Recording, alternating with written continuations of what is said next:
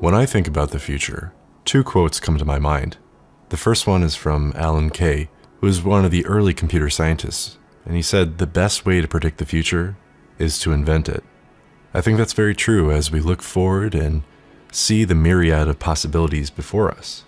The second quote was from Satoshi, and while they said a lot of things in their own manner, and yes, they're fun to look back on as we talk about the early days of Bitcoin, I think the most impactful thing that Satoshi ever said was what they didn't say.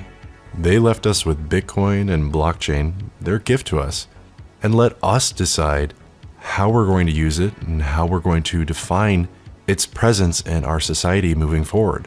As we look at the field of emerging technologies that are shaping up to impact our society, ultimately it's up to us to define their role and how we use them and what the future looks like based off of them. So let's talk about some of these emerging technologies and how they're going to impact our society. After all, the best way to predict the future is to invent it. Welcome to Ready Set Crypto. This is your brain on blockchain.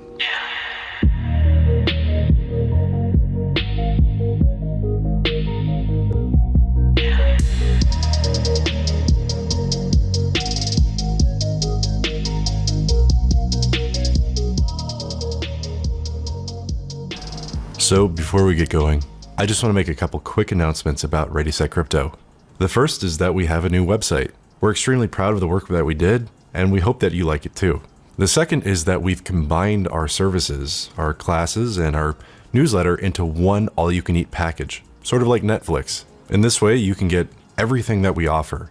Our newsletter, our trade ideas, our portfolio, our coin analysis, our comprehensive classes, and our insider group, all in one complete package. We're calling this our Omnia service, and we hope that it's the gold standard in the crypto industry in terms of value for the service. Lastly, I'm extremely excited to announce that Doc has released his new futures class, which covers how to trade on futures exchanges like BitMEX, Digitex, and PrimeXBT.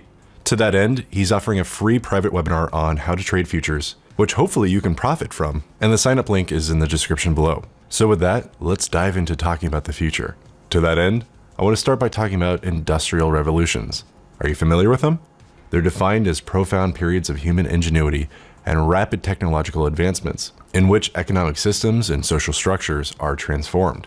Now, there's some debate as to what constituted an industrial revolution, but I argue that the first one was centered around agriculture, which formed the basis of society and trade as we know it today. The second industrial revolution is the one you're probably most familiar with. It included going from hand production methods to machines.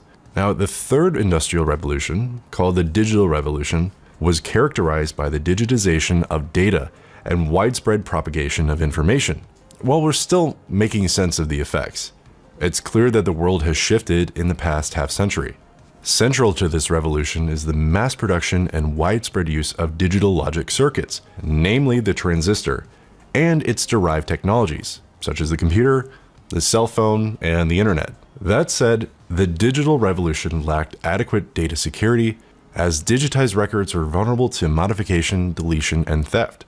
Think to yourself how often you've heard about big hacks of major companies and lots of consumer data being breached. I've often heard that the next war is going to be digital, and that data is the new oil. These are all conventions and paradigm shifts that we're still waking up to. And I think this also helps us understand where the next industrial revolution will come from. In a way, every industrial revolution has solved a major problem of the previous revolution, hence their significance. Agriculture liberated us from our hunter-gatherer ways, but it was labor-intensive. Industry liberated us from labor, but it lacked efficiencies. Digitization allowed for efficiency never before seen, but the digital and physical were still too separated. So today, the fourth industrial revolution is underway, and emerging technologies, such as the blockchain, are forming an entirely new ecosystem that transcends the status quo.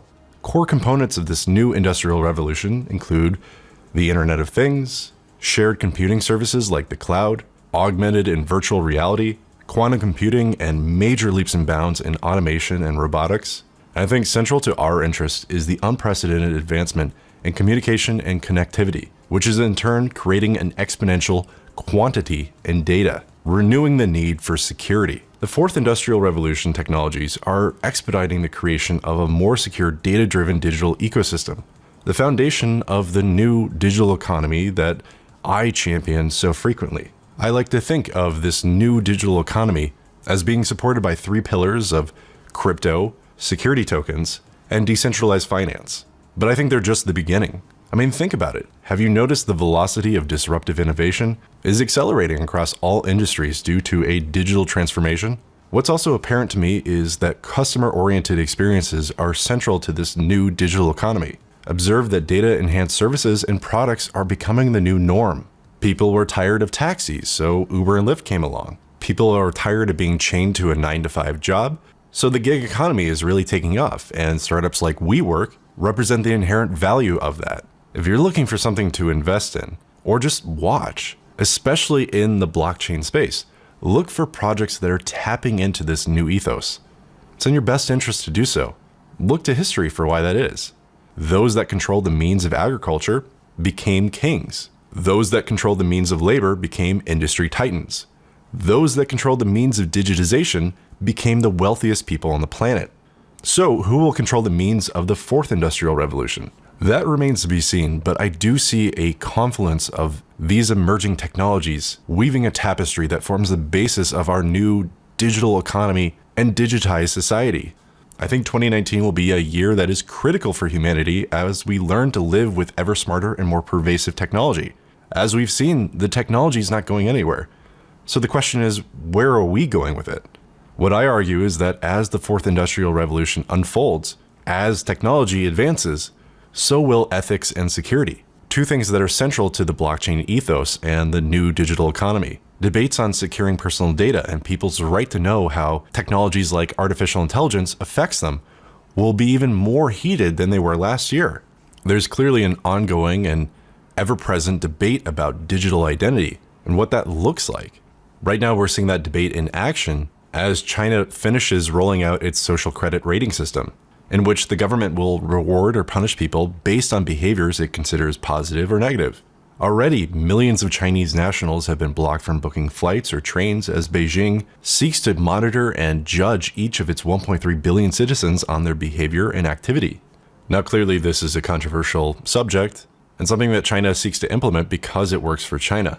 But really what I'm getting at here is that this is just a taste of what technology interfacing with our lives will look like. After all, technology is a double-edged sword. We owe our comfortable modern lives to technology. Modern transportation, medicine, and telecommunications all are impossible if we said technology was dangerous. I mean, fire is dangerous. What if we had banned fire because of its potential implications?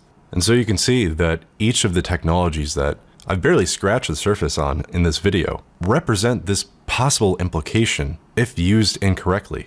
And just like how I talked about Satoshi's non-quote, it's really up to us to define how we use them and what we deem ethical. Quite honestly, we should think about our approach to these new emerging technologies. Do we embrace them with open arms or take a measured approach? Under that context, what do we define as a measured approach? On top of all of this, what I find most fascinating and what I define the fourth industrial revolution by is that for the first time in humanity's history, these tools that we are building, where before they allowed us to become masters of our domain and free us from labor, is that the tools will think for themselves. They will free us from making ethical decisions. They will run scenarios, adhere to parameters, trigger not based on abject morality, but by if-then-else statements. Maybe this is good. Maybe this is bad. Maybe it's both. Maybe it will doom us. Maybe it will save us from ourselves. That is the nature of technology. So that is my question. How should we view these new emerging technologies? How should we operate under the context of the fourth industrial revolution? Do you believe that we're on the precipice of a new technological renaissance?